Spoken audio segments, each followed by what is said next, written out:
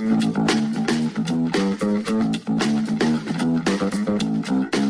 now on Green Talk Radio, it's time for the Green Book Hour with your host, Michael Ratner.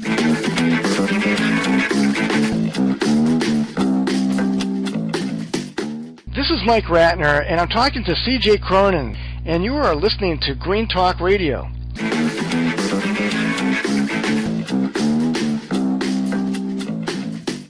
Yeah, now, there have been a few fictional books over time that use a specific date as a prediction, a goalpost as it were. The most famous, of course, being George Orwell's 1984, which, as we all know, was not an accurate barometer of the times at all, but did capture the public's imagination because of that use of a specific year. And the book my guest tonight has written also carries a predictive year in its title, that year being 2044, with the subheading of The New Democracy. His name also sounds like it has a pedigree in it, immediately suggesting a link to the great Irish author A.J. Cronin. But in this case, his name is C.J. Cronin. In his time, C.J. Cronin has been an actor on stage and screen, a successful playwright, a screenwriter for Warner Brothers, and lately a novelist. So, Mr. Cronin, welcome to the show. May I begin our interview this evening by asking if there is indeed some kind of familiar link to the great A.J. Cronin? Hi, Mike. Well, the short answer to that is no, except, of course, he and I share Irish ancestry. I believe in his case the AJ stood for Archibald Joseph, and I'm fairly sure if my parents had called me that, I would have opted for AJ as well. But I will say in regard to the celebrated AJ, I think he wrote something like 5,000 words a day, and one of his books actually inspired the formation of the British National Health Service, I believe. So I suppose in my own way, I'm hoping my book will help inspire a new democracy. Which, of course, is a lot more ambitious than the National Health Service or Obamacare. Yeah, I suppose. Yes, 2044. It's just not a novel. I mean, is it? I mean, it's intended to convey a message. Yes, well, number one, I'm not a political scientist, and even if I was, I doubt that that would qualify me to make the leaps of imagination I do in 2044. Which is why it is a fiction. But I do try to project how a new system of democracy might work in reality. But the new system is not just the goal. I also demonstrate how it's possible to get there, to convert to a new democracy, and peacefully, which in a lot of ways is far more important than just designing a new system. Yes, well, we'll have to say, reading this book, it's quite a leap into the future, but why it's really kind of interesting, because I think we all need to imagine and look at how we can develop democracy beyond what it already is. Isn't that your message? That's a very good question, and the primary reason I would give for my suggestion is that current democracy, which was formulated back in horse and buggy days, is just not up to dealing with the massive problems that beset us. The number one problem looming, of course, being global warming. But as an American, I have to point out to you that less than 50% of people in the U.S. currently even acknowledge global warming as a serious problem, or even as a real thing at all. With respect, Mike, I think you're wrong about those figures. I think Americans are far better informed than that. I mean, it's just been announced that this year was the hottest year on record since records on weather began. But of course, there's all sorts of statistics that vary depending on what is on TV or in the press at any given time. But yes, generally, Americans seem to be more misled by their press than other nations in the Western world. I mean, the science on global warming was in last century. Global warming is happening and is happening right now, and it's gaining momentum year by year. And I'm sorry if people don't get that. And if not, they have a serious problem with denial, and are really just plain ignorant of the facts. But as I point out in my book, denial is the flip side of the super cooperative instinct of humans, and we are a super cooperative. In fact, we are the most cooperative animal on the planet, bar none. So when things appear to be going fairly smoothly, which in fact they seem to be right now, it's a very normal human instinct to resist change. There's all sorts of cliches that cover this, like if it ain't broke, don't fix it, don't rock the boat, leave well enough alone, and so on. But this only applies when you can't think of a more favourable alternative. And in the case of global warming, people cannot think of a more favourable alternative to a very bad situation. And global warming is about as bad as you can get. And it is on a global scale, not just an American problem, but America is crucial to the problem, of course, because it is the biggest polluter and has always been. Although I suppose that recently it's been overtaken by China. But really that makes it twice as bad. Two big polluters, and then you've got India as well.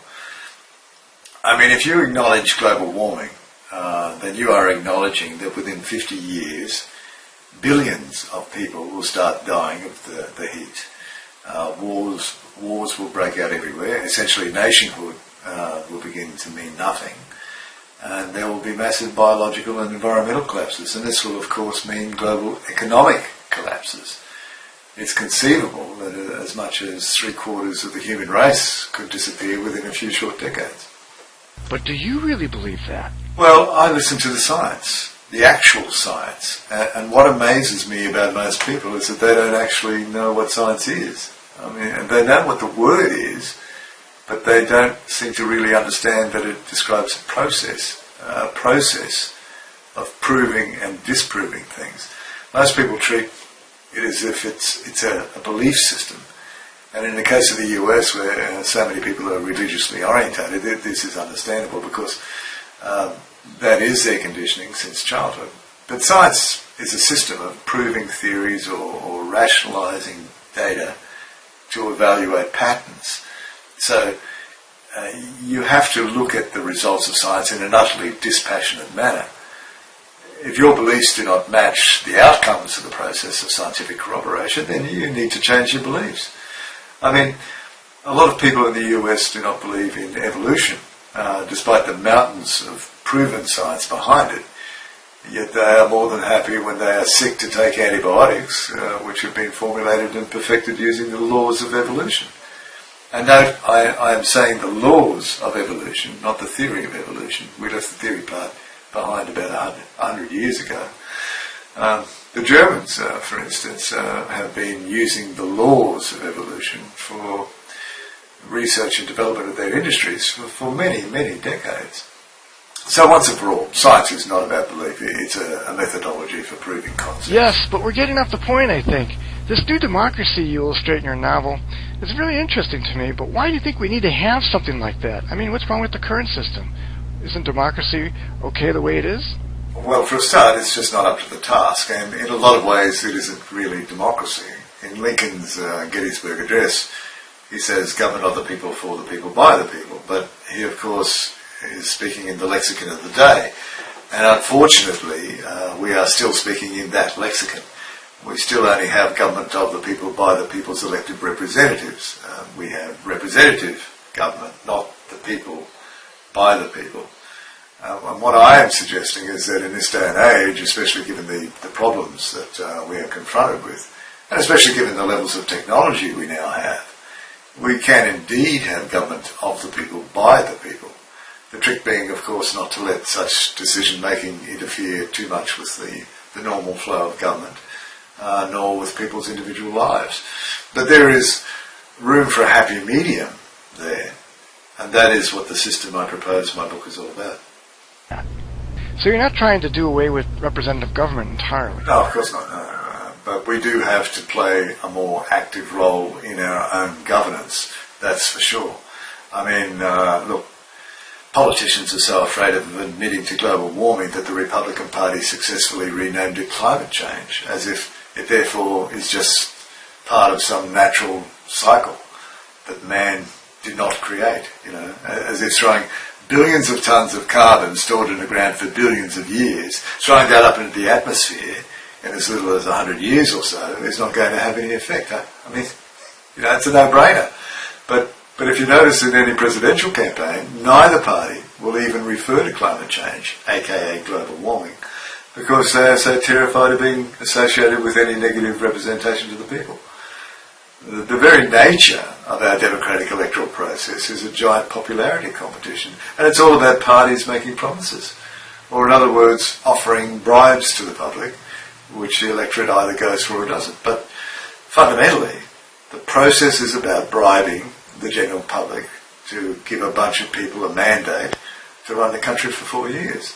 And that, by its mere design, is a system that has limits. And then further to that, and particularly in the American case, you have vested interests bribing politicians with campaign funds via the lobbying system. And anyone with the dimmest common sense can see that if a politician is forced to spend 2 days out of every 3 garnering campaign funds, that the system is fundamentally flawed, both from the perspective of free and fair governance and from an efficiency point of view. The government actually becomes the problem, not the solution. Right. So what's your solution? Well, of course, I'm tempted to say, please just read my book because it's a lot easier than explaining it. But in a nutshell, I believe that the way to protect democracy is through its constant extension.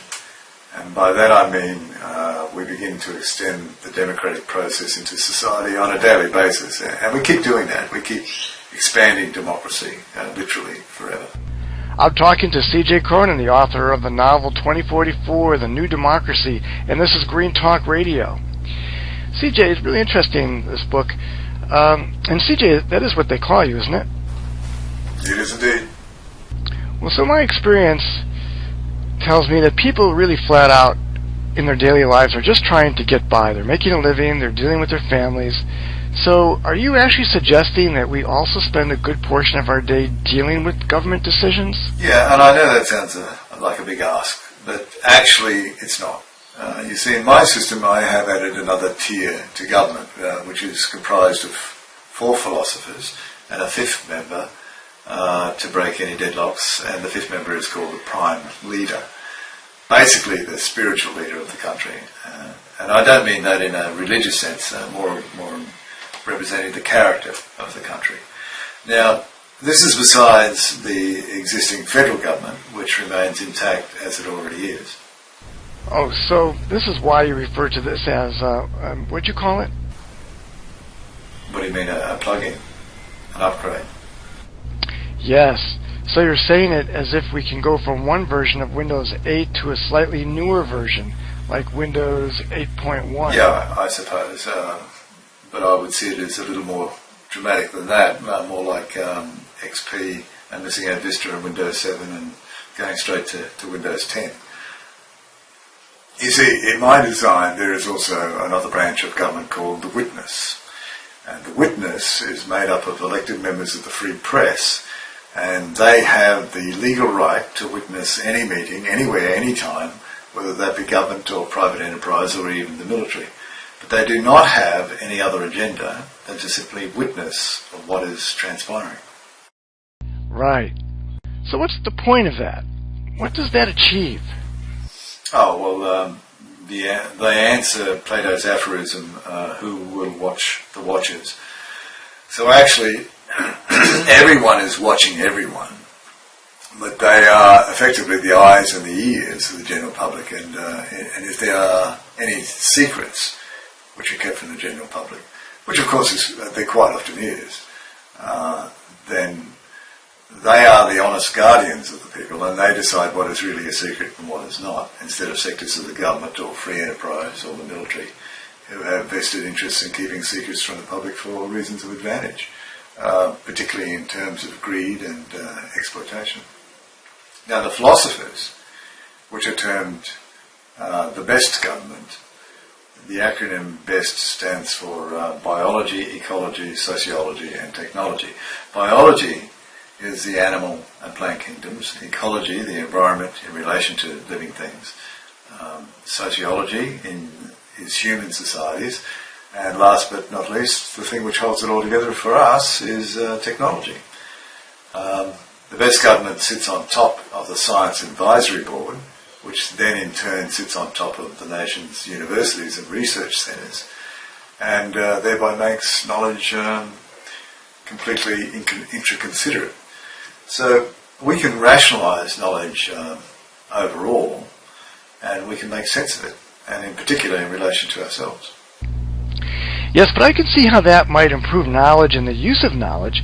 But what I'm not getting just yet is how that relates to man and women in the street, everyday people. And for those of you at home, I have to take advantage of having a diagram of the new government, which is very kindly on the back of CJ's new book. So CJ, how does this relate to everyday people?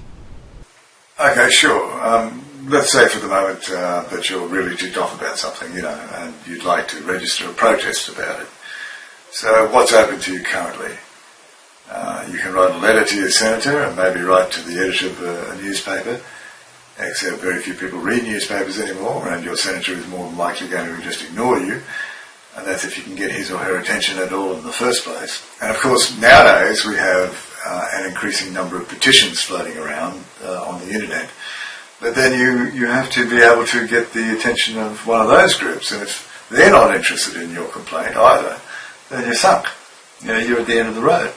So the only alternative left is a street march, and then to do that, well, then you're in real deep doo-doo, aren't you? Because aside from buying some paint and placards and organising a bunch of people to accompany you on the march, you could run headlong into the police, in which case you risk being arrested and thrown in jail. And what was it you were really trying to achieve when you started out? You just wanted the government to pay attention to what you have to say, because you feel strongly that what you have to say is important for everyone, and that it addresses an injustice or is useful in avoiding social problems in the future. So what happens under a BEST, a best government? Well, actually it's to do more with the witness, the elected members of the free press. You can ring, email, or even text your complaint to the witness. And by law, your complaint must be recorded and presented in public forum, for example, on the internet or any other technologies as relevant. You could have a witness TV show, for instance, and that could be an investigation or explanation of all these complaints and suggestions. And if a mere 5% of the voting population registers agreement with a complaint, what we call complaint concurrence, that means they endorse the complaint, and then the witness must organise a documentary debate on the matter, and therefore calls for opposing parties with different viewpoints. So what's an example of that? Oh, there's many. You see corruption and want to blow the whistle, report it to the witness. You want to protest the government's handling of a certain matter, report it to the witness. You want to suggest a better way of doing things, report it. And this concept is not only advantageous to citizens, the federal government may have to make a decision on a subject that they know will be divisive, and so may opt for public choice via documentary debate. So this can even free governments of making unpopular decisions. And the witness itself in the best government can also initiate debates. Okay, I'm getting a bit lost here. So the witness fields people's complaints and organizes public debates. Yes. But where do the BEST, the best government philosophers, come into it? Well, yes, that's one of the difficulties of trying to explain this on air without the audience having the diagram on the back of the book like you. But basically, the philosophers vote on the matter in contention themselves, with the prime leader breaking any deadlock if need be, and then the philosopher whose portfolio the subject falls under. So let's say the protest is about the cruelty of shipping live cattle to Muslim countries. Then that falls under the portfolio of the philosopher of biology. And so that philosopher appears on the witness debate, and before or even after the general population views the opposing documentaries, then that philosopher explains what the best government has decided on the matter. So if there is what we call an apathy vote, wherein less than half the eligible voting population votes on the matter, then by default the decision goes with the best government. And if more than 50% vote? The decision goes with the people. Ah, I see. And then the federal government just ratifies it into law in the normal way. Right. So I can see one of the dangers in your suggestions is voter fatigue, if there are an endless number of these debates? Yes, of course, that's possible, which is why you have the best government sitting atop all the knowledge in the nation, and their decisions holding sway and merely dispensing their wisdom, probably 80 to 90% of the time. But in matters of genuine social interest, the people make the decision, and do make it in a well-informed manner with good advice from the best government. Yeah, so I get it. The people are covered both ways, and the federal government really just gets on with the business of running the economy. Yeah, pretty much. That's a bit more. There's a bit more to it than that, but I won't go into that here. Okay, so I have to ask, if you were able to blend the whole concept into a fictional novel, I mean, it really sounds difficult. Yeah, well, wasn't easy, but I just took the position as the writer from the outset that the readership is smart and that the characters in the novel are interacting within the new system as if everyone, readers and characters alike, understand what's going on. And that was actually the best way for the reader to grasp what it would be like to be living under that type of new system.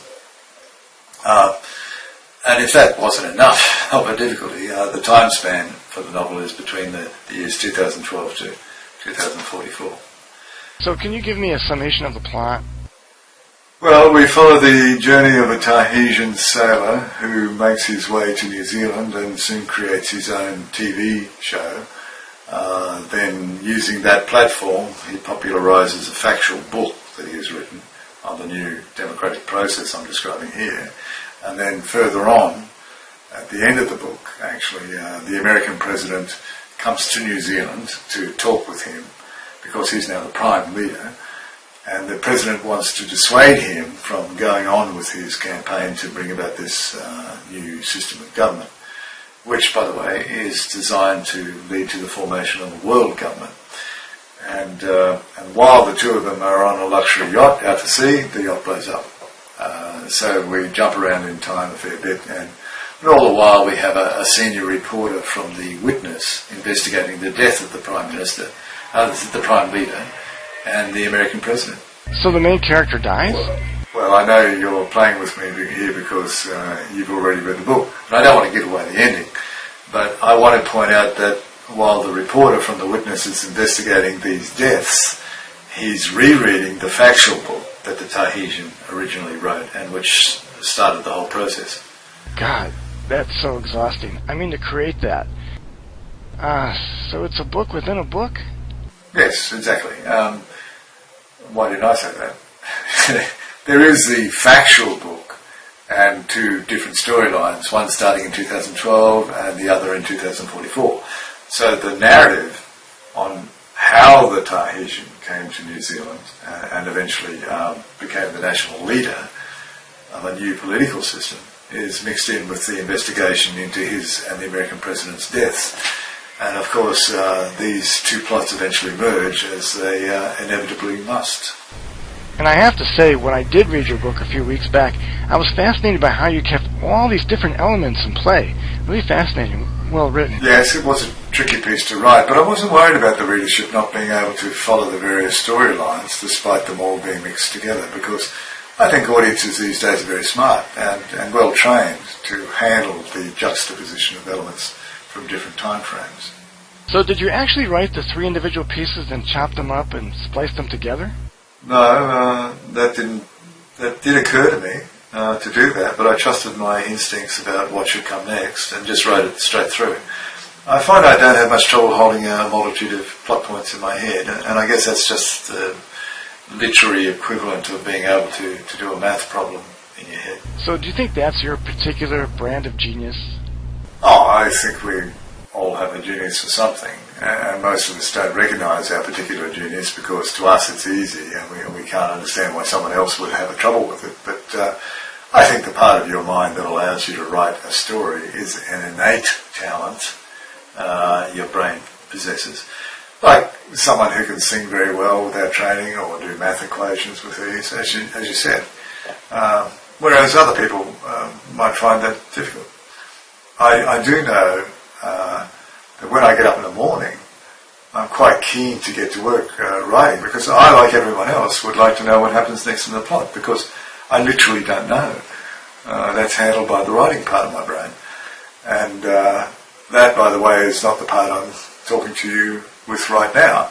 I mean, I have a very good American friend in Australia, and his favourite way of introducing me to other people is to say, and this is my good friend CJ, he writes much better than he speaks. And it's, aside from being funny, it's absolutely true, because I do write far better than I speak.